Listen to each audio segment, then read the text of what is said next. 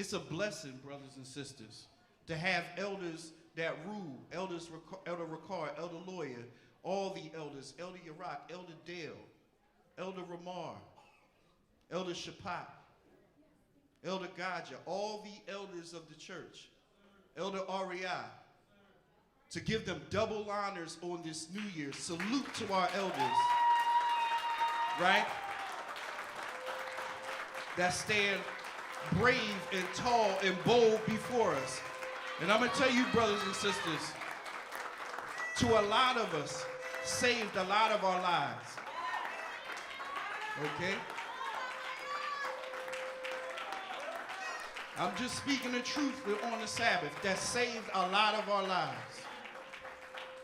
And I'm forever appreciative. So brothers and sisters, it's my esteemed pleasure and honor to introduce the elders of the Gathering of Christ Church, our presiding elders, Elder Ricard Shiar and Elder Lawyer. Let's give them a round of applause. Shalom.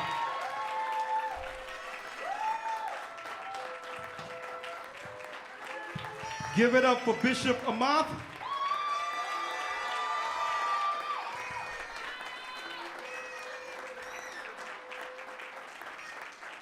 Give it up, give it up.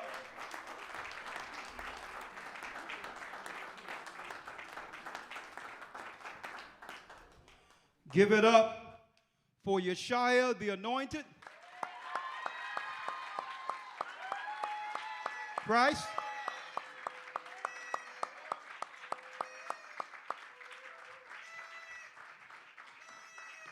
Who have sacrificed for all of us as we are to sacrifice for one another. And you know I have to give it up to, he revealed his name, the God of all gods, Ahaya, Ashar Ahaya.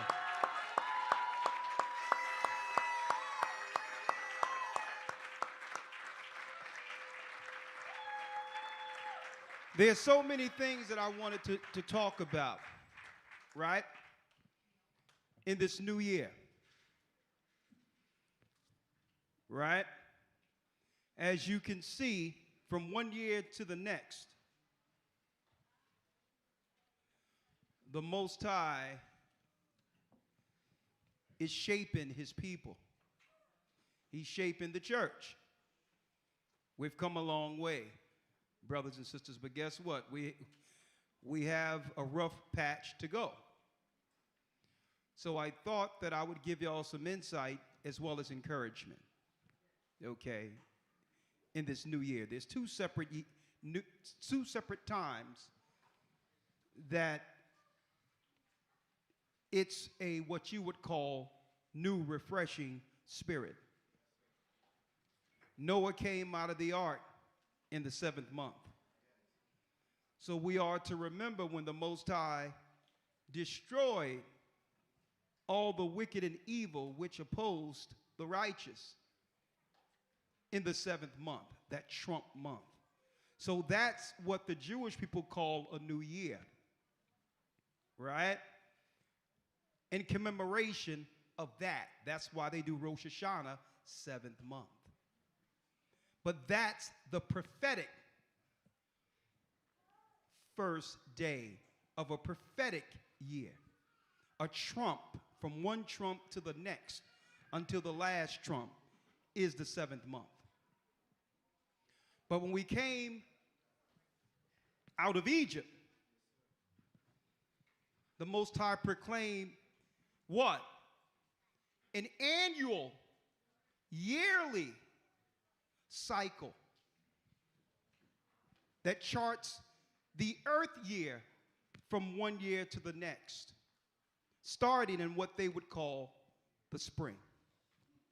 So we got the prophetic trump first month in the 7th month, but the annual calendar year is where we are now. Now, I don't have to tell you, there's a reason why we are celebrating the new year now, while under Judaism, they're going to celebrate another time. and even Hebrews. And I don't really come down on that because a lot of Hebrews took their cues from what they learned from Jewish people. But all in all, the Most High have put us back on time in preparation for something greater. So that we'll know right before the end when exactly we should celebrate his Sabbaths, his holy days. Right? And now we're going into a new year. And I would like to say to all of you, I bless you, I thank you, and I want to say to all my brothers and sisters throughout the four corners of the earth, and especially those who have sacrificed in this church, Happy New Year.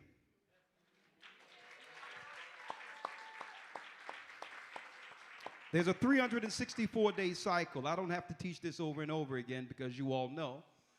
But I wanted to talk about a few things today, right?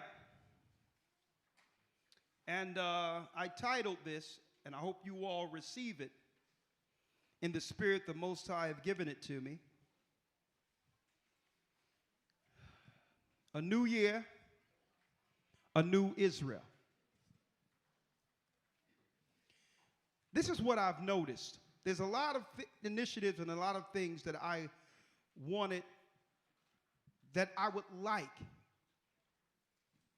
to bring forth as we come closer as a church, a community, as a people under God. But I always weigh the initiatives and weigh what's positive, but I also have to look at, okay, what is the drawbacks that if I made a choice to help implement this, that would have negative out of something that we originally set up for good. And I prayed on it this morning. I thought about it. And the examples I can give you, there's so many things that I want to do, I want to see you all do. But I always look at the negative part of what might happen if we were to get our spirit behind a few things. But I said, you know what? Hold up. It's a new year. And eventually, you have to know when to let go the reins and allow the nation to come together under certain circumstances, even through the negative. Right? Now, before I go into the scriptures, a few things that I wanted to give an example of. This church, through the Spirit of the Almighty, started with just a few guys. I had no idea, even though it was spoken of in the scriptures, that there would be so many gathering of Christ Church children. I had no idea. I knew what the prophecies said, and I was willing to work day by day to do my part of the ministry. But this is well beyond anything I've ever imagined throughout the earth. And through that comes a necessity. And what I was hoping for, before I go into the lesson, what I was hoping for, and what I hope for in the future, that families get with elders, bishops in particular, and form some type of co-op community for recreation outside of coming through on just Sabbaths.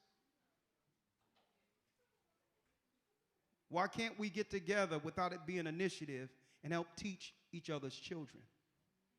Help watch each other's children. Of course, with parameters in place. Take the weight off of our families so that we can actually contribute more. Now, what's the drawback in that? Because I believe we're going to do this. A matter of fact, it's a necessity. We're going to have to do this. We're putting our children in schools and all of that with sick children. And it's not these children's fault that their parents don't know what's going on, how they're getting the stuff put in them, only to spread stuff all around the school that's come back home. And now we are subjected to the illnesses that they're utilizing through bioweaponry. What's the drawback in that? And now, here's a drawback, and I'm just saying this outright. The drawback is that when I look in these scriptures and how Paul and the disciples continually reprimand from the pulpit, from the church, how initiatives on the outside of the church led to so much, I would say, disruption of family. You would expect them to come together, our people to come together, right? But then there's reprimand because it's tough. Listen to what I'm saying here. We've been conditioned to, when we come together amongst ourselves, to more so share the negatives in hopes that you have a person who understands the same as you, who can understand some of the things you've kept within your home, which is really burdening you. So we begin to share burdens with other people and putting burdens of our home on other people, which is unfair to why we bring things together. Listen, I would rather it be the mentality we take while working in the world. And I don't understand how we can't apply that in a high level maturity amongst ourselves. It's a learning curve that comes with us becoming kingdom people. We can go to the job, somebody just left us, there's hell breaking loose, the landlord done put an eviction notice on my door, and we could be dealing with all these issues in the world and go to work and take care of business without burdening the boss and others to what's going on in your private life. So I know it's in us to be able to compartmentalize to take care of business. But why can't we do that? Why can't, when we come along, if we're going to share in our children and share as a nation to help one another, that we don't bring, oh my God, I wish he would listen to me, this, that, and the other. Now, this person has come into your home. And now, this person is going to look at the person you care about negatively long after you both have forgiven one another. So we have to grow a certain maturity. Not to say that a lot of these issues cannot be resolved, but that's why the Bible has the elder widow of the churches. So you got a shoulder to cry on. You got someone you can talk to who have the wisdom and who's grave, not to spread your business. And to give you an understanding through her wisdom of how you're contributing to some of what you think is a concern. But there's a place for that. I'm just hoping that when we come together outside of a Sabbath, that we're respectful to the absent. Because that's the Most High's business, right? And I want to let go the reins because we need a co-op amongst parents, a responsible co-op where children can be watched without it being a daycare. where children can actually be taught the biblical history of our parents, of our foreparents. At the same time, they're taking history intentionally out of the schools so that all of what they've done to us would be forgotten. It's upon us to change this if we're going to be a nation.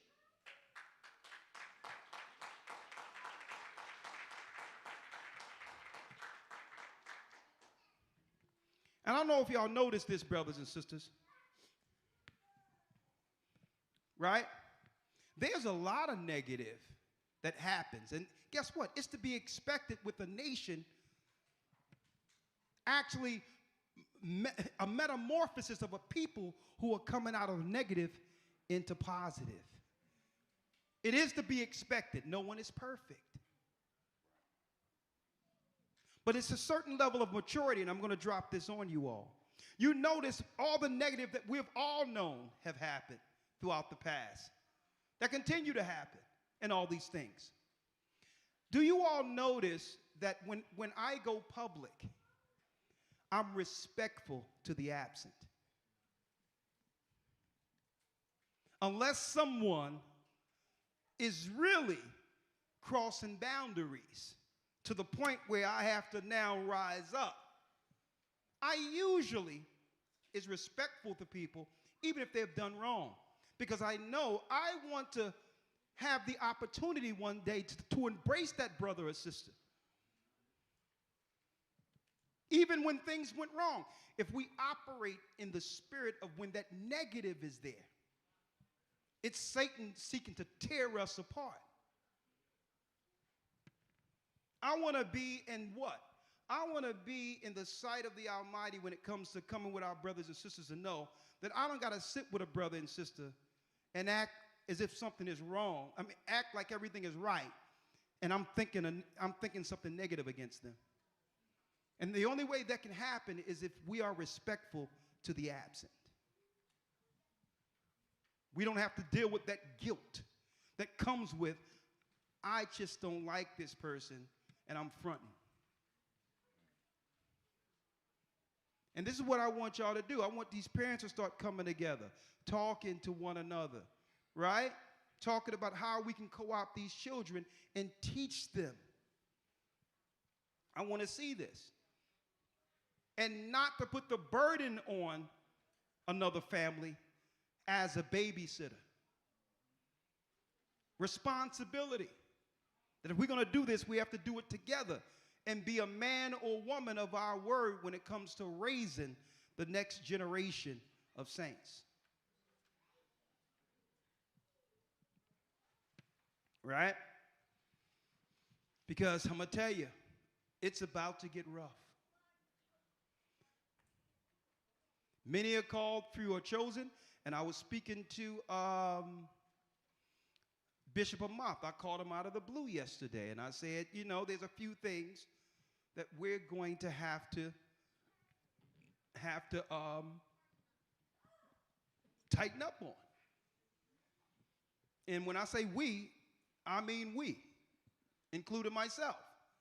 We can only go but so far, and then the Most High would have stagnation to let you know that something new must get injected in this. And I said, well, okay. This is going to be a year of many battles. A year of many battles. In our private lives, it's going to be many battles, you know, on the outside of here. And I said, you know what? This is what we're going to do. And I'm going to tell you, you can tell when the support is still there, but it's just, you know, it's okay. You can tell that the people are saying, you know what? It's time for a change. And I said, you know what? All right, let's do it. I said, after the Passover, we're going to discuss this. I'm going to see how I could work my Patreon early. And what I would like to do, because it's time to raise men into serious teachers, what I would like to do is put a table up here Friday night,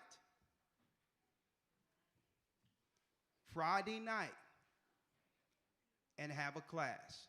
Have these men, women in here, and I'm breaking down precepts like it started from the beginning.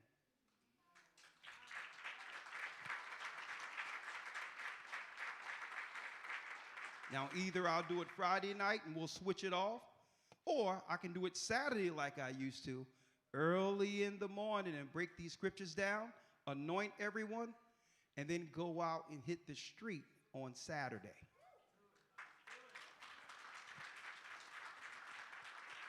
And you know what I'm going to be talking about. I'm going to be talking about, do you know what's in your veins? Do you know you're being changed as in the days of Noah?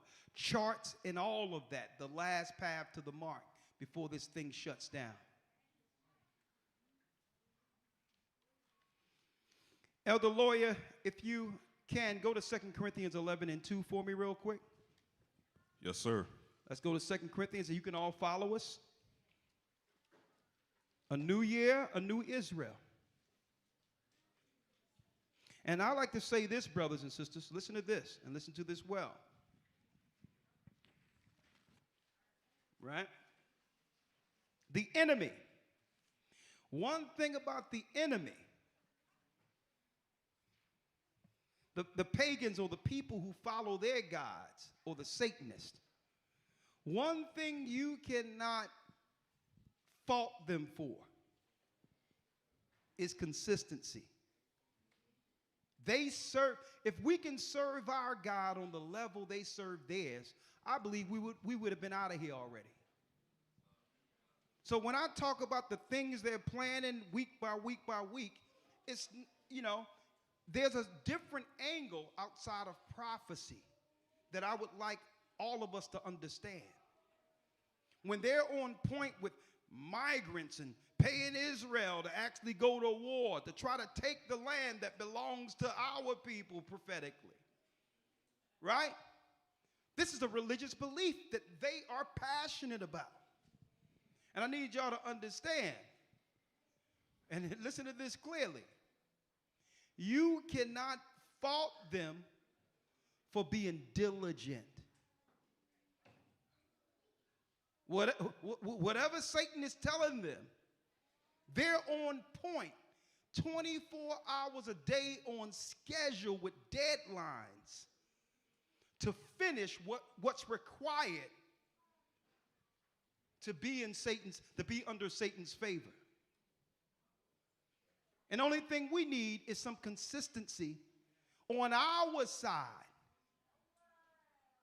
As much consistency they have serving their God, we should have the same, if not more, consistency serving ours. Okay? So we can talk about what they're doing, and yes, it isn't right, and it's targeted towards the desolation of our people. But one thing you can't knock them for is they're consistent, they're on point, and they are accomplishing exactly what they're planning. So that's a diligence they have with their God. Now, of course, they lose. But all in all, how more consistent should we be, knowing that we serve the true and living God? So the Most High pulled us all out of this world. We were all pagans. We were all diligent, operating and working and also contributing, walking around together to build the Tower of Babel. And the Most High pulled us out. It's epic. Each story that the Most High have for every individual that's written in heaven is epic. We all have a story. We all have a past. We all been through conflict individually.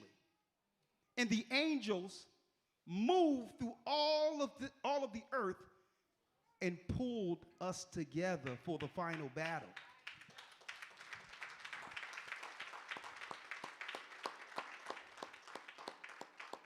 This is epic. And you know what? The devil try to have us focus so much on what's negative.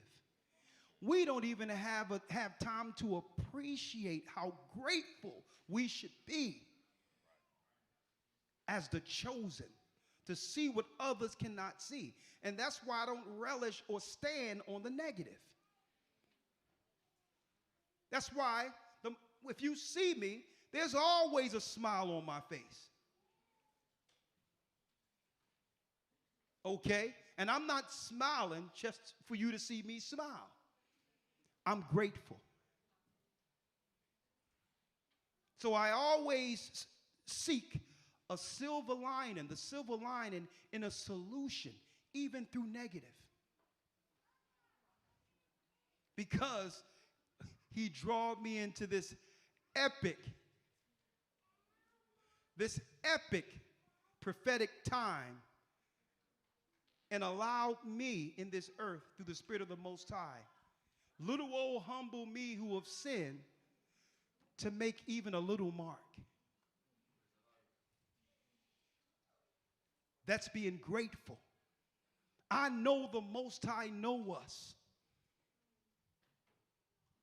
He know you. And I would like to see what he have in you. Outside of me suggesting this is what you need to do or this is what you should do. Be who the Most High made you to be. And you have my full support in becoming what the Most High have in you. I can't do this alone. No man could do it alone. Christ himself, if any man could have done it alone, he would have.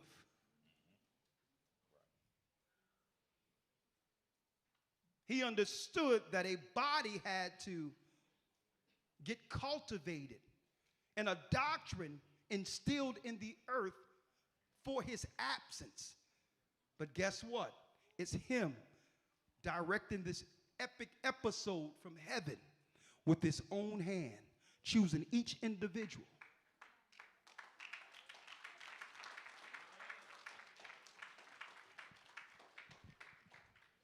Let me tell you, folks, and I'm putting this out there, and I hope you can feel in the spirit what I'm saying to you today, because the gig is up. The gig is up on their side, and they know it. I don't know who was on Patreon yesterday, but it was a guy by the name of David Goldberg said that they're going to have to ramp up their program in the earth because they could no longer hide what everyone is talking about. People have recognized and have started focusing on Zionism as an ideology. So now, if they believe that the Jewish people have a faction of Zionism that could disrupt governments as an ideology, then they'll begin to not have, they will cease to have the spiritual support they once received from the churches. Think about this. They had a political optics of righteousness because the church was stating they're the children of Israel and they should have our support. So through extension, they were able to get that land as an extension of our people who believed in them as the people. We were the people in church saying, support Israel. Hitler is the bad guy. We were the people saying, pray for Israel. And by extension, with the Most High hearing the chosen people's prayer, they got a land. But now that the people start saying, well, hold up, the people that were praying for Israel are Israel, it changes the political agendas and it takes away the spirit that's needed to support an initiative. Right. Because the children of Israel are now holding back their support. So now they're saying, well, listen, If the people aren't going to support our initiatives, then what need we have for these people? And this is why stuff started happening, where they started targeting our people and saying, well, we want to make sure these particular people get it first. All over the earth. And that's why every initiative that comes down, it's our people getting squeezed. As if all of these things aren't just by chance. It's as if what they're doing is intentional. And that's what this guy said. He said, listen, everything is planned. Nothing is by chance. The people are waking up. So we're going to have to get rid of the people. It's called the desolation according to scriptures. And I wish our people understood this in number to know how much of a threat we live under. But I can say this, regardless of what they are planning against us, I thank the Most High through the work. He's developed a family that when it all goes down, will protect one another. This church has been a blessing.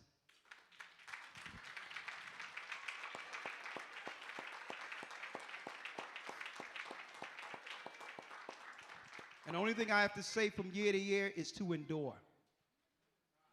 Endure, and you're going to recognize the labor of your love and realize when the Most High first had you come into this work, that it was the Spirit of the Most High who guided us together. And what you thought this was, it's even more. I'm going to tell you that right now. Satan will try to frustrate it. He'll try to frustrate it with personal issues or someone doing something, or a sin might arise, or rumor might arise, or someone intentionally did something might arise. Folks, what do you think the shaping of a nation looks like? If we were all perfect, we would have been in the kingdom already. And some people get upset because I won't judge a man or a woman who's even dead wrong and have admitted it. That I won't condemn a man or woman to death. Or I won't publicly excoriate or scorch the person. People look at me like, what? Nah, I can't do it. As long as a person admit their sin and they're contrite and they go through the judgment, an opportunity must be made for them to get it right, for them to show that they are a better person from that particular act. And if Christ did it for me, guess what? We must do it for each other. You'll never see me. You'll never see me as a Pharisee pull someone up to publicly excoriate or destroy them. Because the only thing the whole time, guess what? Because if I did it, I'll be doing it for the people. That's who I'll be doing it for. But the whole time I'm doing it, the only thing I would be able to see in my conscience is Christ in the middle, surrounded by a lynch mob. Surrounded by a lynch mob. No sooner someone is caught in something or something have happened, you know what? The first thing come to people's mind is stone him, crucify him, kill him. And I can't in good conscience do that. And that's why even Christ said, listen, and guess what? It's not excusing a man or woman for what they have done. It's not that.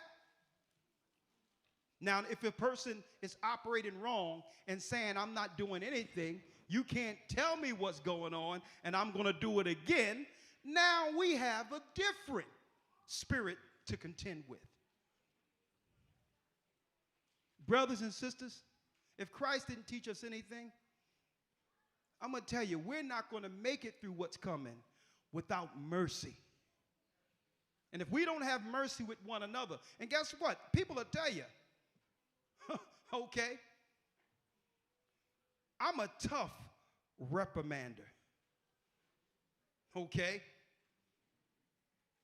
I'm very articulate, and I'm very meticulous in being able to find what it is and say, come see me.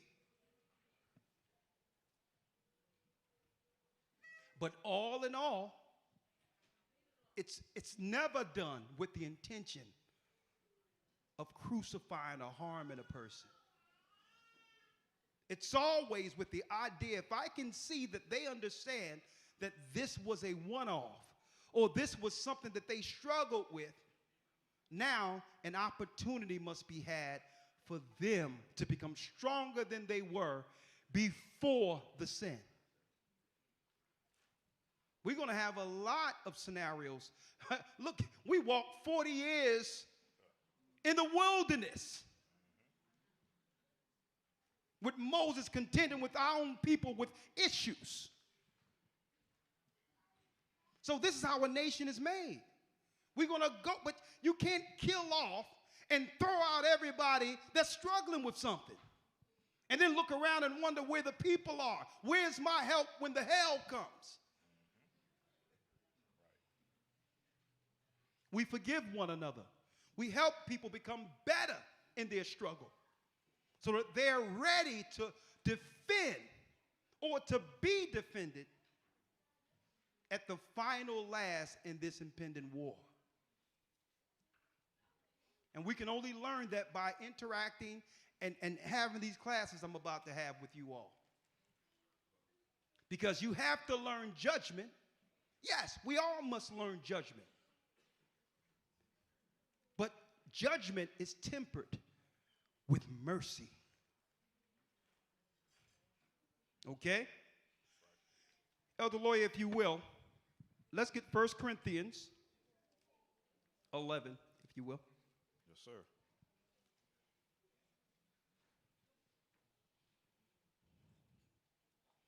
Second Corinthians 11, I'm sorry. 2 Corinthians 11.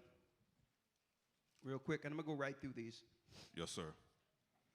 2 Corinthians 11, and this is what Paul wrote to the churches.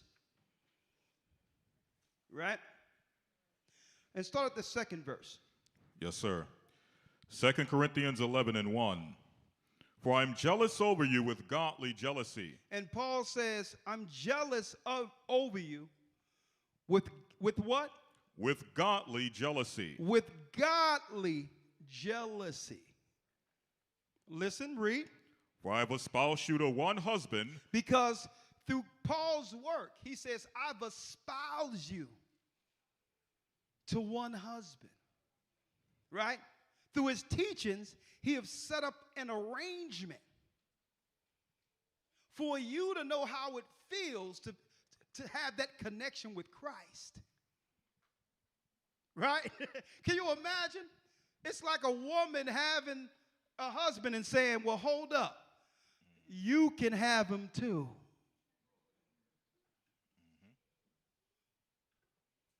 So when it says, I'm jealous, the woman's like, what? So I need y'all to understand the gravity of what the scriptures, what Paul is saying here. Right. That what? Because all of what he's seen when the Most High took him out and showed him the third heaven and showed him what happens after death and how he'll be forgiven even after destroying the church.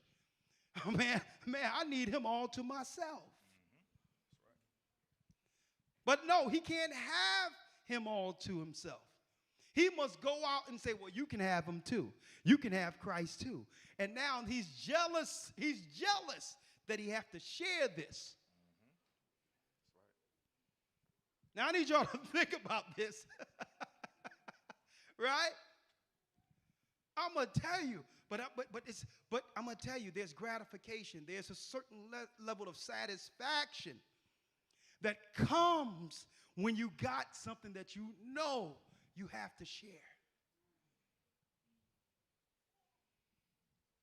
Like, man, I can give it all to myself. Ooh, man, the Most High is cold right here. Man, hold up, his name is Ahiah? Are you kidding? What? And who have we been calling on? Just imagine if he's sitting in a room, running around the room saying, the world have to hear this.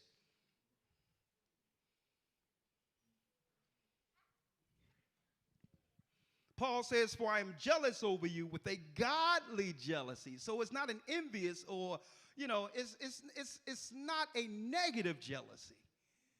Right? Read. For I have espoused you to one husband. I've espoused you to one husband. His work have allowed you to what? To be bound with Christ, all of us, in marriage. Mm-hmm. And that's what that baptism was. That baptism was connecting you, connecting our people who was lost in this world back to the heavens. Read. For I have espoused you to one husband, that I may present you as a chaste virgin to Christ. Now, all the evil that we have done in this world, shaped in iniquity, when we came out of that water, we were a chaste virgin. It was as if we never connected ourselves to any negative prior. Now, think about that. Now, once you receive that spirit in agreement, something happens to your senses. Your senses when it comes to the Holy Spirit. Your conscience come alive. And now there's a higher discernment between good and evil. Right? It was a difference when we walked in ignorance. But now your conscience comes alive and you're mindful to keep. We're mindful to keep our garments white. And you all know, for those who've been married, you sisters, right? You get that old wedding dress for marriage and all that, and just imagine right after you walk down the aisle, you're the prize, you're being looked upon as, oh my goodness, the Father gave you away. And here it is, your heel trip on the end, and then a guy next to you spill a glass of red wine on you.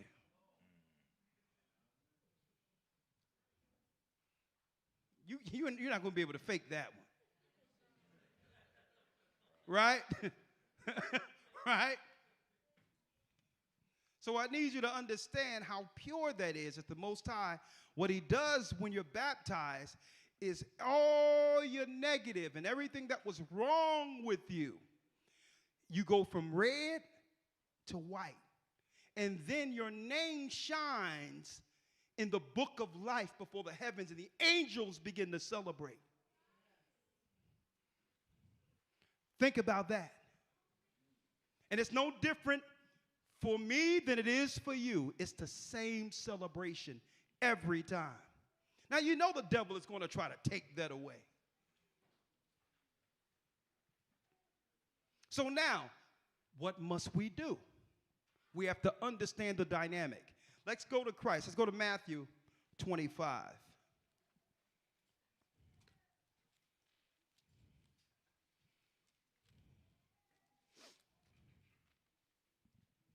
Matthew, the 25th chapter.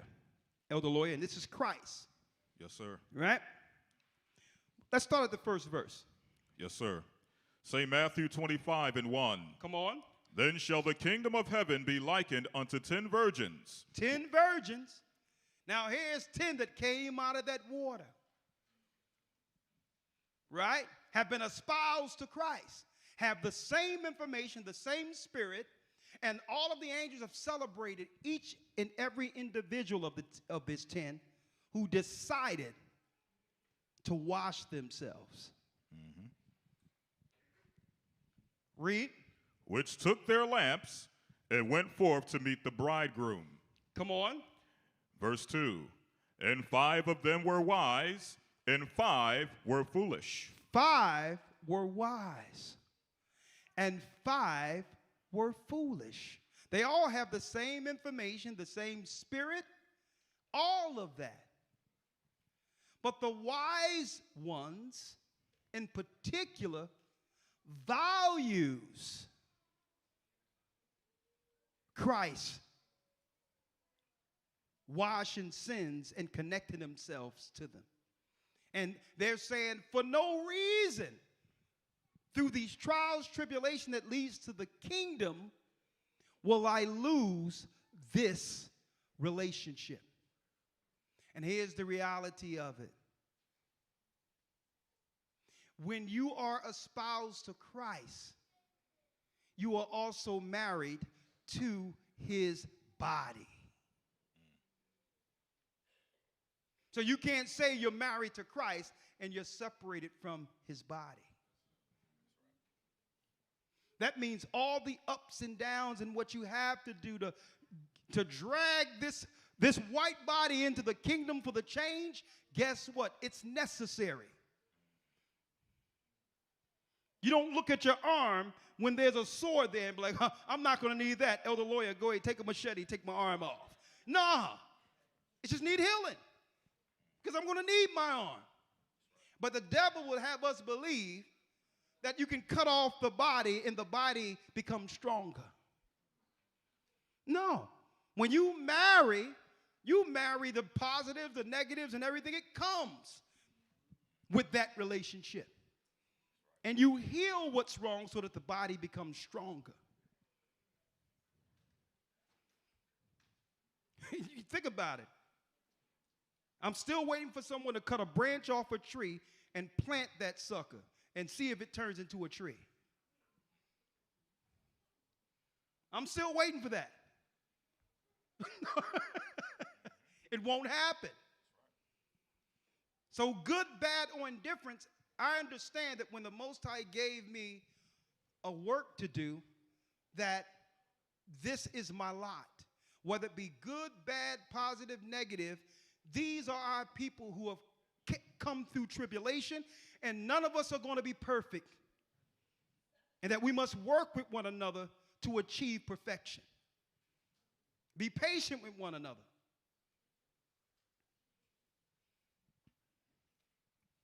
Right? Come on. 3. Yes? They that were foolish took their lamps and took no oil with them. So you can have the knowledge, the truth. You can know where Israel. You can know the book of Jasher, Enoch, break down precepts, understand Christ's crucifixion, all of that. Right? Because you got the light. The light is what led you to the water. But you didn't think to know what to do to sustain that light.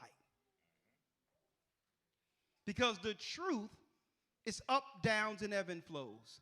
That high we were on from the beginning doesn't sustain as long as one might think it does. So now what you do through this journey is have moments on the journey to remind you of that initial excitement that came with knowing the truth. But how do I stay on that high? Some people, they come down from that high not realizing that wasn't intended to sustain from the beginning to the end. That you would have to bear up your cross and get sacrificed like Christ was sacrificed, and many people tend to run from that part. They want all the good parts. They want the part of, we the chosen, y'all not.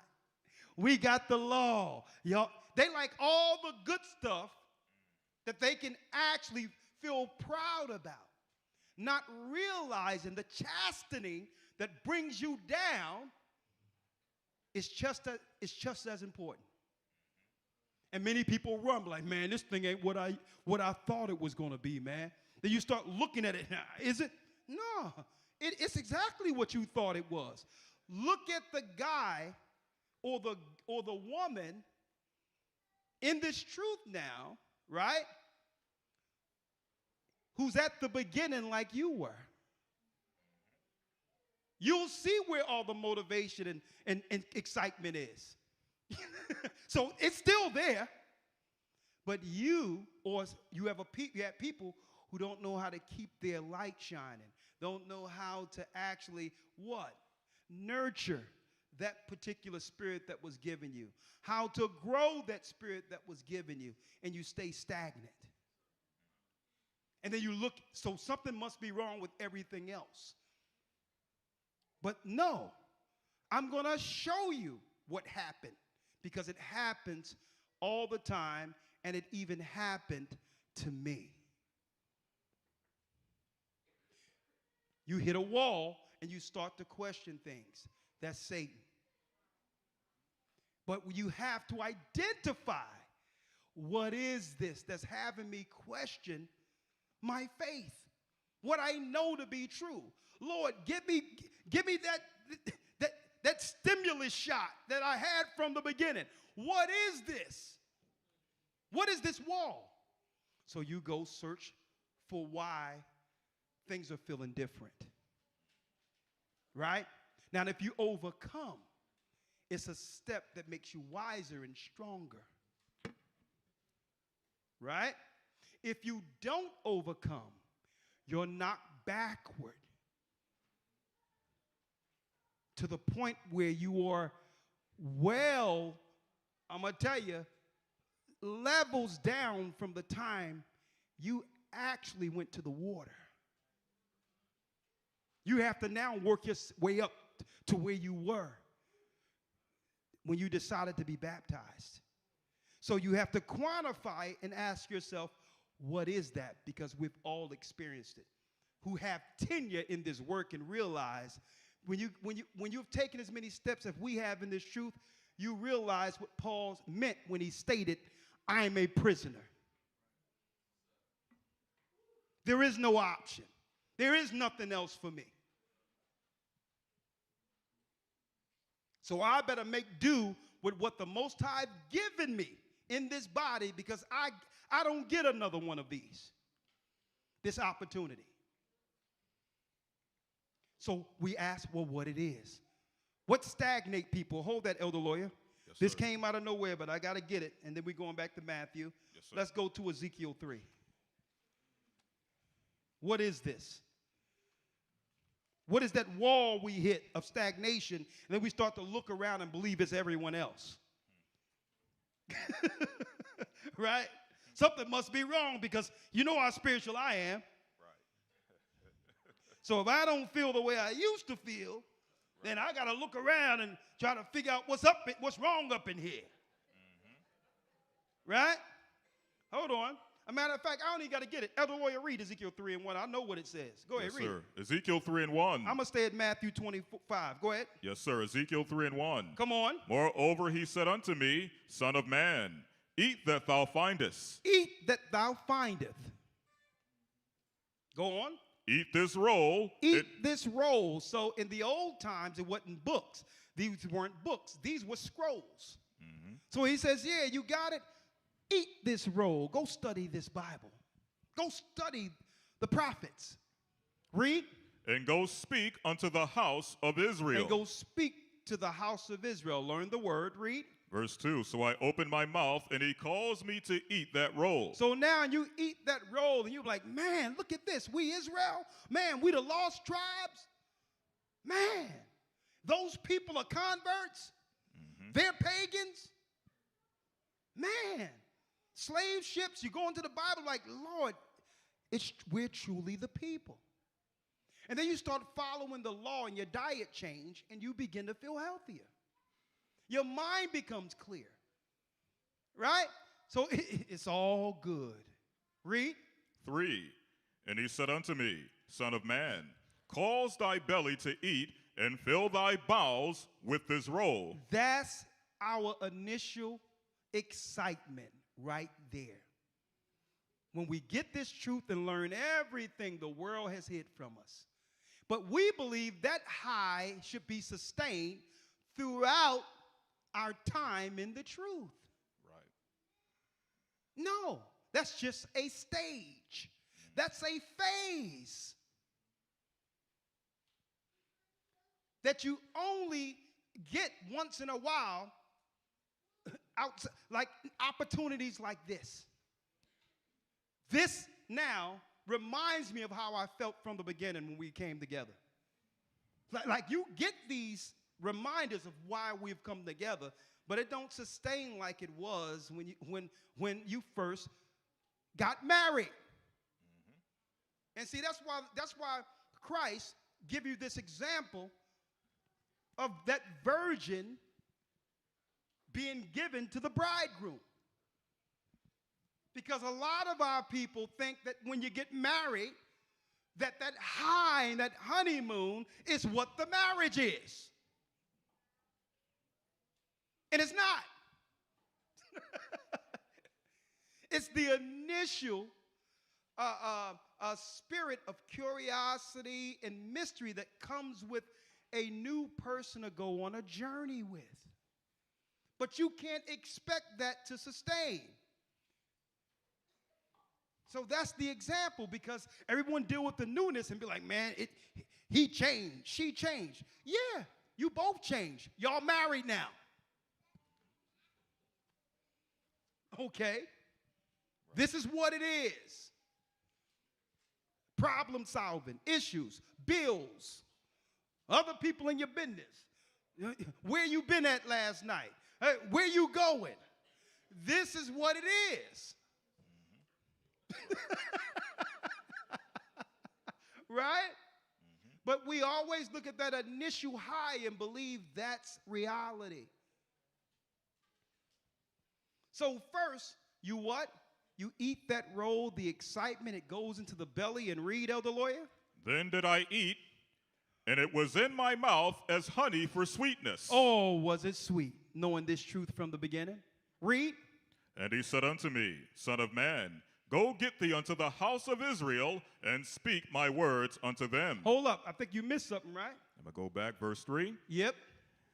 In fact, I'll read verse 2. Yep. So I opened my mouth, and he caused me to eat that roll, and he said unto me, Son of man, cause thy belly to eat, and fill thy bowels with this roll that I give thee. Then did I eat, and it was in my mouth as honey for sweetness. It was in my mouth as honey and sweetness. Read. And he said unto me, Son of man, go get thee unto the house of Israel, and speak my words unto them. Come on. For thou art not sent unto a people of a strange speech and of a hard language, but unto the house of Israel. Come on. But keep in mind, it starts off sweet, but now you have to deal with the people. Okay, let's get it. Yes, sir. Revelation 10 and 9. Revelations 10 and 9. Let's read it. And I went unto the angel, and he said unto me, Give me the little book. And he said unto me, Take it and eat it up. Take it and eat it up. Same precept to it, right? Same thing. Read. And it shall make thy belly bitter. But it shall make thy belly bitter. But so it starts off all good. But now you have to deal with the negative that comes with knowing the truth. It was one time that you thought all of this was just relative when it came to how people are interacting around you, family or whatever the case is. It becomes bitter when you found the truth and you begin to interact with those same exact people. And now you're seeking to change them. What you don't realize is that these were the same people the Most High moved you from while he opened your eyes. They didn't change. You changed. So when you realize this, it becomes evident, seeing what you're witnessing and saying, it's easy to be seen. And you go to them and say, well, hold up, you shouldn't be doing this. And they're looking at you like, hold up, you don't know me? I've always done this. I did this with you. So we look at these people as if they're strangers, not realizing we have changed. And that's where the bitterness start coming in. It becomes bitter. Because you would expect, okay, let's all celebrate us being Israel and get the Hades out of captivity, right? But then it's bitterness when it comes to now we have strangers who have all, the Most High have all brought together, who have to learn one another, a new family. And you expect someone to know what you've been through as if they lived and they lived your life growing up. And that you don't know me. I need you to understand me. Nah. We were all baptized into Christ with newness of life. And you and I got rid of the person you claim I'm supposed to understand. Our relationship starts now. And that's the frustrating thing about people, is because they say, you don't know what I've gone through to make me. Hold up, I thought you said that person died in the water. Why am I supposed to understand that person? So now we can only go by the interactions we have as chaste virgins. You can't expect me to know what your family know about you and all these others, and now in order for you to understand, I need to be understood and all this other stuff somebody read from books. No. Our relationship now, ups and downs, whatever we need to go through, is part of what getting to know Christ's body looks like. It's not going to all be perfect, because we're now finding our new selves with others who are finding their new selves and coming together as one. You understand? That takes patience. That takes perseverance. That takes what? Forgiveness. See? Let's go back to Matthew, because I want to get through this. Yes, sir. Matthew 25:4. Read. But the wise took oil in their vessels with their lamps. So the wise took oil in their vessels with their lamps. The people from the beginning who understood that this is all we have did what? They began to find ways of keeping the light on, of understanding that one day it's not going to be all this excitement. I'm going to have to, on a daily basis, right, exercise what's in the spirit, be in studying or whatever the case is, to not have this light go out. It's my responsibility to keep this light on. Now, I'm going to tell you the mistake we make. The mistake we make is because of someone else now to why my light is going out. When you are responsible for making sure your lamp is trimmed, that you have the oil, not because of what someone else has done. You're responsible for keeping charged, because Elder Ricard, lawyer, any of us, they didn't call you to this marriage. Christ did. Mm-hmm. So it's up to you to know how to keep your mind stimulated when it comes to the blessing. And there's a blessing that comes with being able to see. It's up to you to keep the excitement that you had from the beginning. Read. Verse 5. While the bridegroom tarried, they all slumbered and slept. It says, while the bridegroom tarried, they all slumber and slept. So here it is, time go by, and you're looking for certain prophecies to unfold, not realizing the Most High has given all of us an opportunity to get ourselves together. You're not ready yet. But yet you're sitting there saying, man, I thought we was going to be in the wilderness about 10 years ago, man, and I don't know, man. Now what? You're projecting, not realizing, not appreciating that the Most High gave you time to get more of yourself together. That's right. So you begin to tarry and believe, man, I don't know, man. Man, I don't know. Next thing you know, you got somebody flipping tarot cards. The Bible didn't give me my future on time, so let me see what the woman holding the staff with a crystal ball on it says. Right. Out of their mind. The prophecy didn't happen quick enough for you, so now you talking about opening up your chakra. Mm-hmm. You in your chakra will burn in hell. That's right. There is no shortcuts, folks. There is no shortcuts. Read. Verse 6. And at midnight there was a cry made, Behold, the bridegroom cometh. Go ye out to meet him. Now check this out. Everything you realized and waited for and was married into. Because I'll tell you this, it's not as if you can actually forget the initial learning. It's still in you.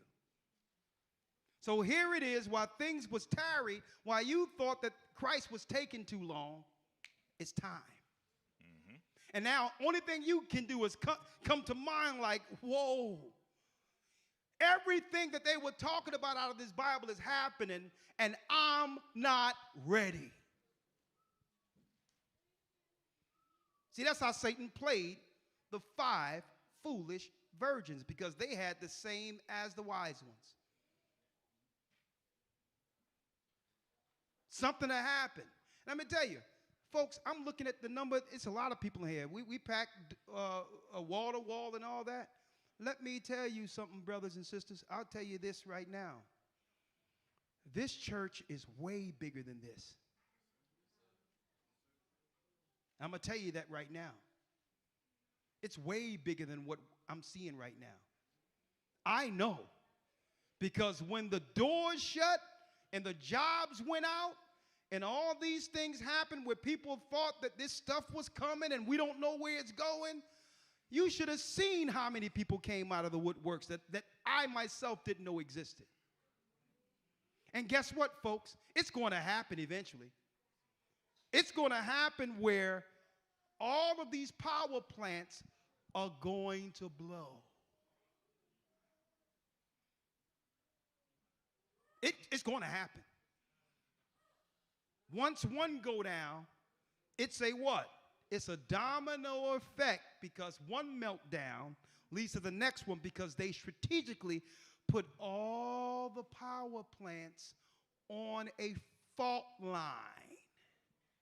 Which means when one go off, boom, boom, boom, it's an earthquake. The yellow stone goes off. And now we're back where? We're back below third world. And at that time, I'm going to tell you, when it all first started happening, everyone is going to come out of the woodworks. But then the question is going to be asked, when the electric was fine and when you was working at your job, when everything was fine, where were you helping us plant food? Where were you helping us get these children together? Where were you preparing for this moment? I'm going to tell you, I know that I don't want to be on the outside of what's getting planned, because there's only enough resources for those who have planted. I'm going to tell you, folks, tomorrow isn't promised to anyone. And if you have an unction or a thought through the Spirit to serve the Most High, you best begin to serve Him today.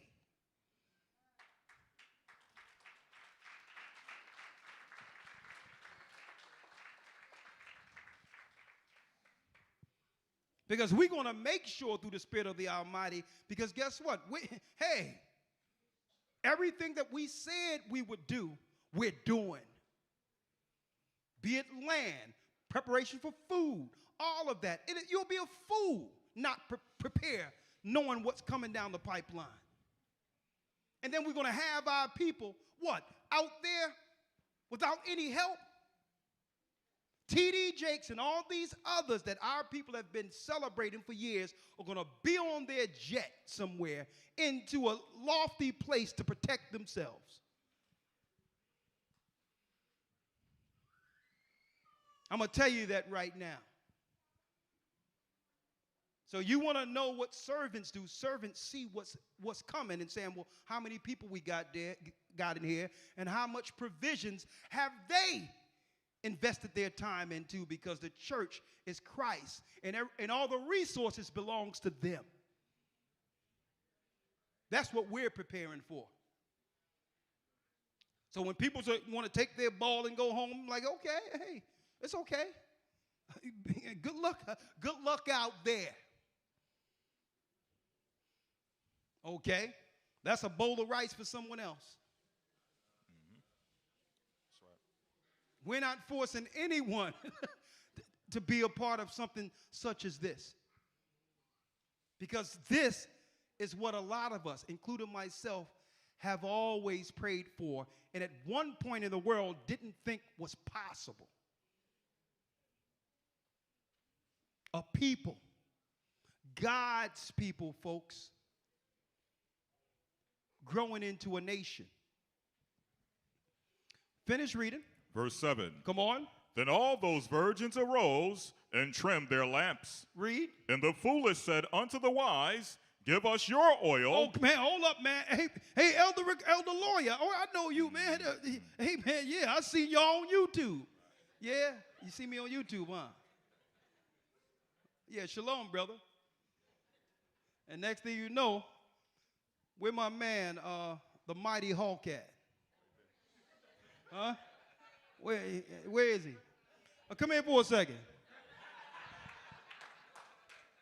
I seen you on YouTube. Yeah, brother, man. Yeah, let me look around. I got my cousin around the corner. Yeah. And I'm be like, check it out, brother. I'm going to tell you this right now. All right, back up. Back up. All right. How your name of Yeshua? I want to be baptized. Listen, brother, it's a whole nother deal right now. Back up. You know, I'm not without mercy. Like, here's, brother, here's a go bag. Shalom.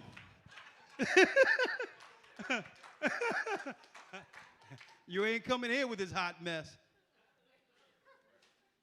Here's a go bag. Okay? He's sitting there at night. He got one of those silver blankets, them plastic joints in a corner, just getting himself together. You'll be all right, my brother. There's a body warmer in there, okay? That's how we doing it. Finish reading. Yes, sir, verse 8. And the foolish said unto the wise, Give us your oil. Give me some. For our lamps. Now, don't forget, this person was there with us in the beginning. Had the same opportunity to build with us. Right? Read. For our lamps are gone out. But the wise answered, saying, Not so, lest there be not enough for us and you. Listen, man, we prepared enough for us. All due respect. YouTube been shut down for months. Okay? Shalom. Come on, man, that ain't Christ. I mean, listen, brother, it's all good. Here's a go bag. Okay? Read. But go ye rather to them that sell and buy for yourselves. There you go. You got to start from what you got to do. You got the truth. Hey, the truth got us the provisions and the resources we have. So you go start from where you were. And if the Most High's with you, I'll meet you somewhere near the wilderness. Right? Read. Verse 10. And while they went to buy, the bridegroom came. Come on. And they that were ready went in with him to the marriage. And they that were ready went in. That means these were the people who kept their lanterns trimmed, their lights on, good, bad, or indifferent. They went through shame, ridicule, disrespect, but no matter what, they had good times and bad times, but they stuck around. They worked. They believed. They had the faith in what the Most High showed them from the beginning. They persevered. Is that fair that someone who's wasting their time and isn't a part of anything reap the benefits? No, our God is an equitable God. He gave you an opportunity to build on something. And now you want to come and take from others. Read. And while they went to buy, the bridegroom came, and they that were ready went in with him to the marriage. Come on. And the door was shut. And the door was shut. Afterward came also the other virgin, saying, Lord, Lord, open to us. Open to us. Read. But he answered and said, Verily I say unto you, I know you not. I don't know you. Now imagine Christ saying this. A lot of y'all, elder, what are you talking about, man? At least I give you a go bag. Okay. Christ is saying, I don't know you. How dare you receive the understanding that have been withheld from the world and not do something with it? I gave you every opportunity to get here, and you wasted what I've given you. And the people that was there that you thought was unworthy are already past the gate. Now check that out. Because why? You don't start a work in Christ and turn back. That means you never believed in the first place. You don't start a work in Christ and believe that you can go back in a world where there's nothing to go back into. That means when the Lord said, I don't know you, he knew that this person didn't have the faith to understand what it takes to actually work for a kingdom. You're not given anything. Even if you are an Israelite, you are not given anything. And if Christ bared up his cross all the way to the crucifix, how can we back up? And not only that, near the finish line, mind you. Near the finish line. How can we back up near the finish line and think we're worthy of anything? So you have to, and this is what we are searching for. This is what Christ have us searching for in ourselves. How to become exactly that spirit he charged from the beginning in order to finish. And that's upon all of you, not just me. Some of the things I was talking about today, to make sure these children are raised in an admonition of the Almighty, and that the parents are co-op together to make sure it's a reality. That's a work even on the outside of the church that's still yielding benefits. And it's an extension of what all of us said we believe from the beginning. That we're the children of Israel, we are a family, and now this must be instilled in this generation. We're here. Now, before I go, as you know, the title is A New Year and a New Israel. Let's talk about it at the very end. Let's go to Revelations, where it talks about when heaven came down. Right? Last scripture, Revelation 21. And let me tell y'all, folks, this Passover is going to be something else. Watch. In 2 weeks.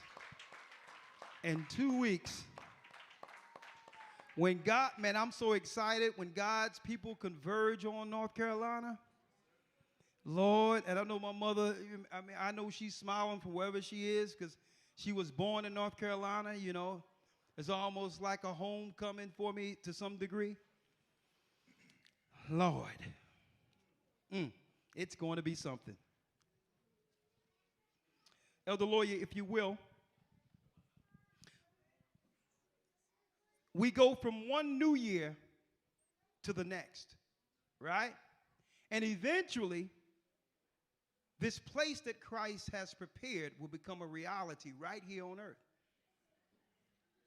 When I talk about us being chaste virgins connected to the Almighty and working towards receiving this kingdom, right? That's one thing. But Christ gave us an insight to what he was preparing ever since he was taken back to the heavenly realm. It's coming here. And guess what? No one can occupy space in this kingdom, in this new place that Christ has prepared for us, without working for a room.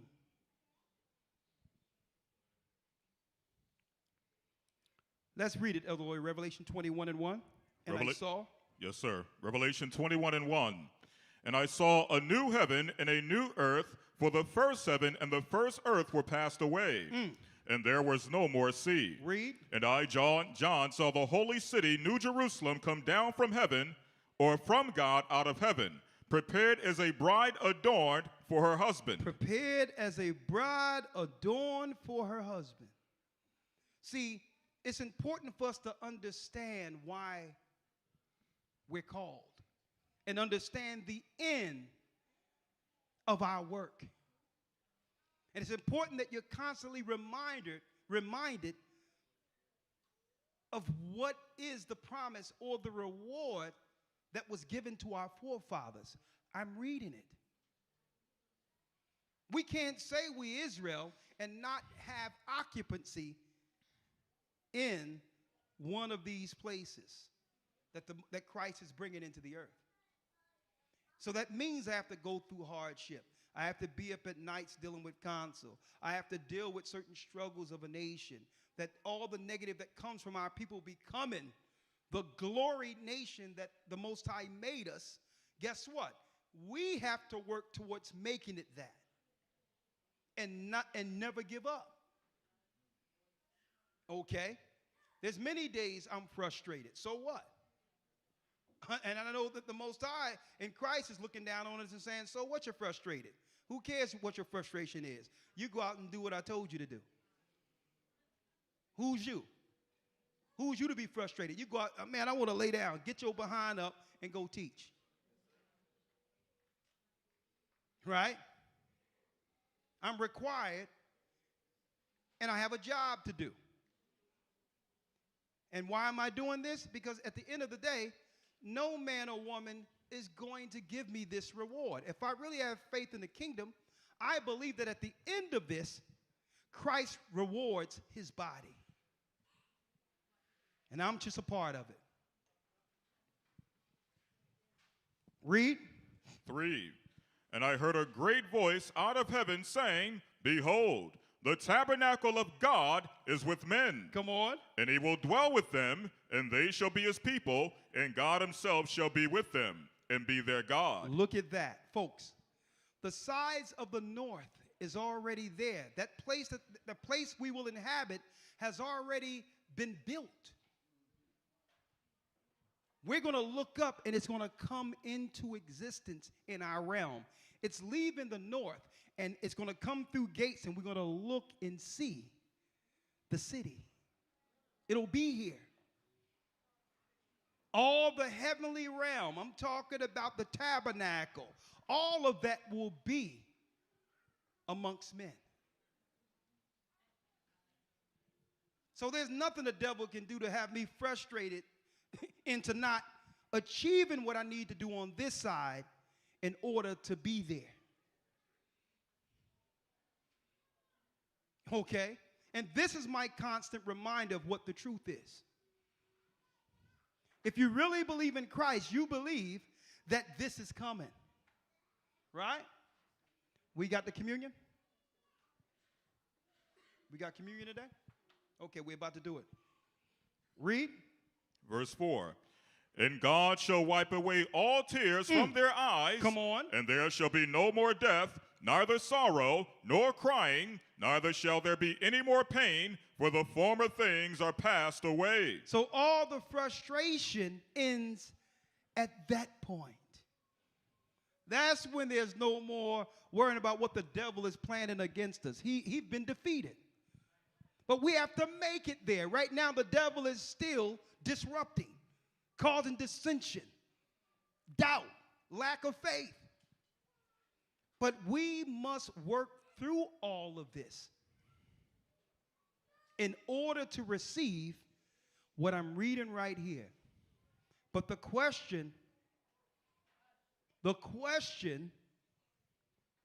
is there, how many people truly believe this will come into existence? Right? That's the question. And we'll leave it out there because everyone will raise their hand right now. Ye that endure unto the end, the same shall be saved.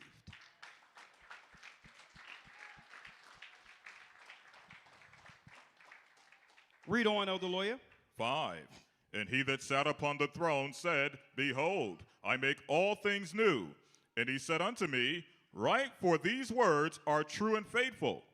And he said unto me, It is done. I am Alpha and Omega, the beginning and the ending. I will give unto him that is athirst of the fountain of water of life freely. Read. He that overcometh shall inherit all things, and I will be his God, and he shall be my son. Who believe? See? Who believe? And I know, guess what? None of us are perfect. I know some people look at certain scenarios and judgments and say, man, Ricochet should have did this, or Ricochet should have did that. Why they allow this, or why they allow that? It's easy to say what someone should have done or could have done outside of that person. When you are given a lot of responsibility, you're going to understand some of what you can easily decide on isn't an easy decision. And you can only understand if it's on you to know why some decisions are made. And a lot of decisions that are made, yes, we use the law, but we also have the Holy Spirit to make sure that the judgments are equitable and righteous. And unless you're in a position over so many people, you don't understand why certain judgments are. You don't understand what is the private relationship or the private conversations that you might not be privy to that led to this particular decision. Right? And I'm putting that because it's going to take trust. It's going to take trust. All through the journey, even us in the wilderness, we couldn't get too far because the murmuring was happening continually concerning, well, he should be doing it this way. He should be doing it that way. To a point where the Levites, some of them went and said, you know what? We're going to make our own area of sacrifice and praise. You're not the only one. We can do this too. It's going to take a level of trust. Read. Verse 8. Come on. But the fearful and the unbelieving and the abominable and murderers and whoremongers and sorcerers and idolaters and liars shall have their part in the lake of fire, which burneth with fire and brimstone, which is the second death. Which is the second death. Read 9. Verse 9. And there. And there came unto me one of the angels, of the 7 angels, which had the 7 vials, full of the 7 last plagues, and talked with me, saying, Come hither, I will show thee the bride, the Lamb's wife. I will. Now this is the bride. This is those who have made it into this promise, this kingdom. Now, Elder Lawyer, I need you to go straight down to where it tell you the measurement is what? The gates are what? Verse 12. Verse 12. Yes, sir.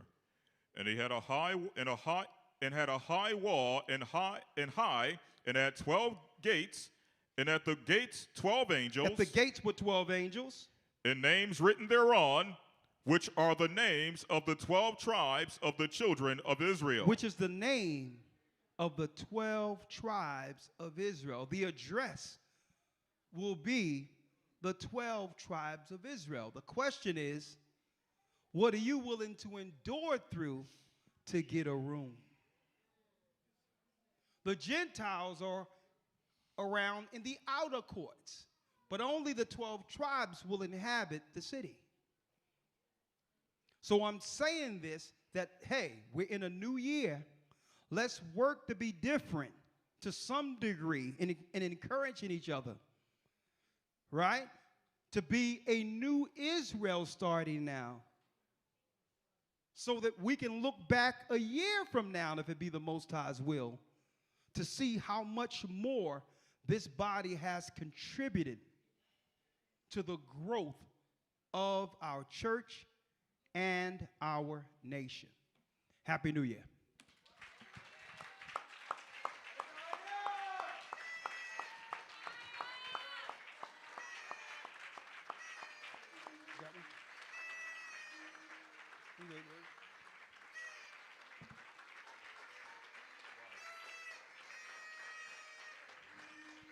Elder Lawyer, if you can read.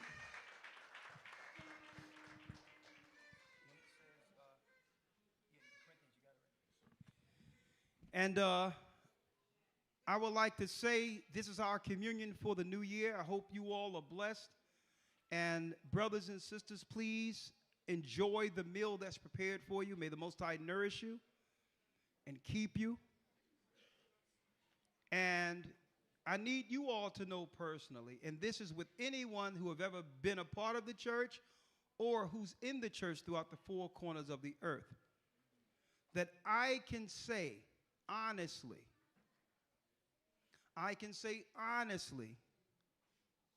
that I can take this communion without any negative, without feeling any negative ill will.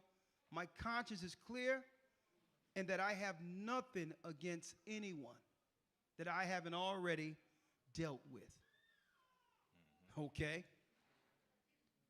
So in good conscience, let's eat this bread and drink this wine, and remember that according to the Almighty, we're at Christ's communion.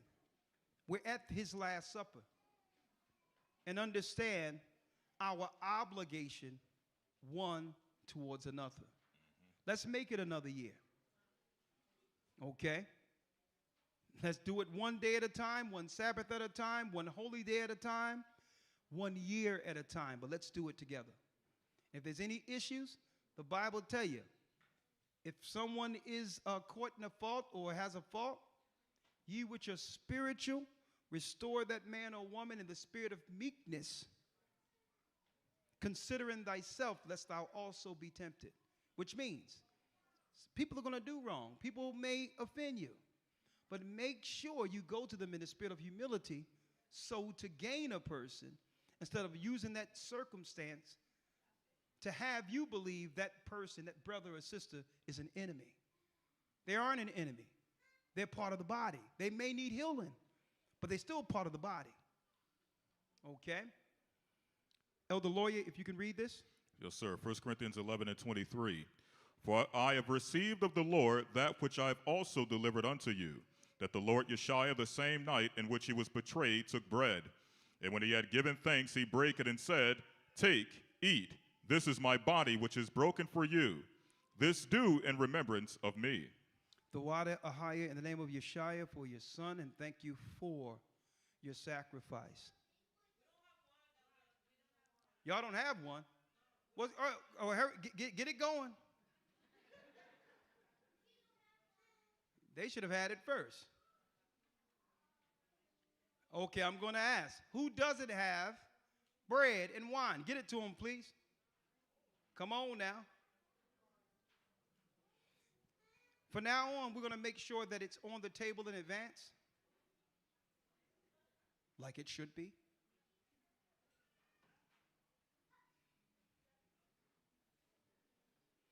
Please make sure, raise your hands if you don't have bread and wine.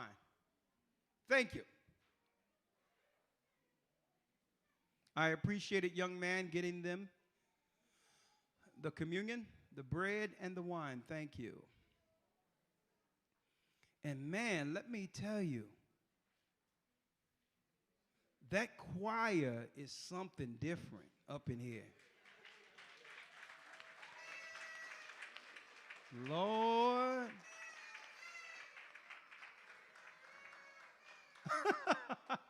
I'm like, man, they can sing. Lord. I came through here, I'm like, they cooking up in this piece. I'm like, what?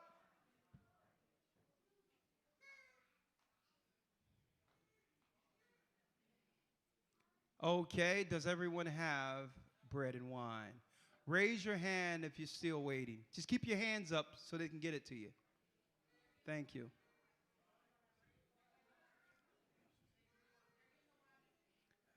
Man, we need to get this bread and wine happening because we have to get to the real deal, that food waiting. What's going on here? I'm sitting there, the aroma that's coming from back there is, that's a sweet savor unto the Most High.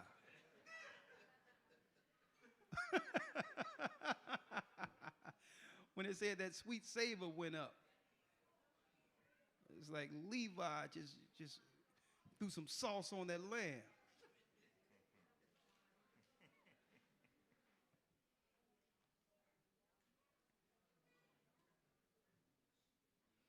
Okay, raise your hands if you're still waiting.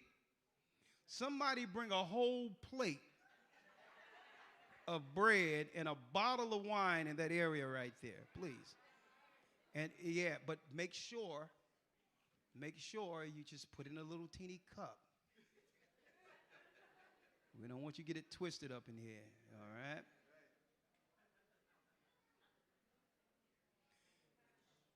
Man, y'all should have been up on this one. I don't understand. Maybe I don't know. But you know what? You know what? I'm feeling good today. And I'm not going to let anything move me negatively. The person that's not getting that bread and wine is still a part of the body. And I'm not going to feel frustrated. The spirit of love and forgiveness is upon me. All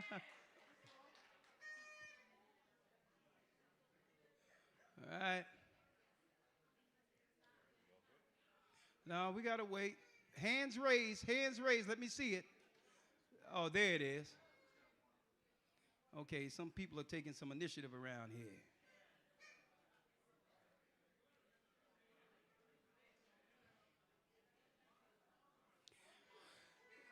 Raise your hand. Okay, who doesn't have bread and wine? Okay, give it up. Everybody got bread and wine. Let's do it. Give it up to the Most High. Boom. There it is. Do me a favor, brother. Hold up. Hold up, brother. It's a New Year's celebration. It's a New Year's celebration, and what I need you to do, I'm at the top of that table with the rest of that. Top of the table. You put the whole, yeah, right there. There it is. Just hold it right there. No, you got to worry about it. Put the cap on it and put it right there. Happy New Year's.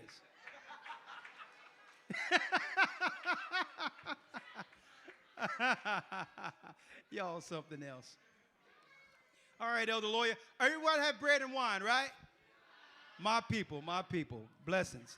Let's do it, Elder Lawyer. All right. And when he had given thanks, he brake it and said, Take, eat. This is my body, which is broken for you. This do ye in remembrance of me. We're at Christ's table. Thank you, brothers and sisters, for a blessed year. Eat. That's the body of Christ. Remember, we're in this together. Go ahead, Elder Lawyer. After the same manner also he took the cup when he had supped, saying, This cup is the New Testament in my blood. This do ye as oft as ye drink it in remembrance of me. Christ shed his blood.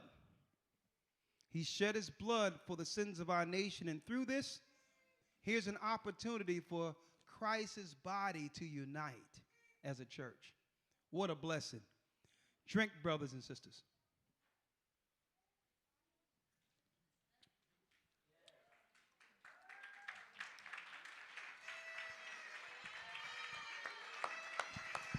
Kwam Yashala. Kwam Yashala. Kwam Yashala. Raise Israel, rise Israel, and the Gentiles in Christ. Shalom. Blessings.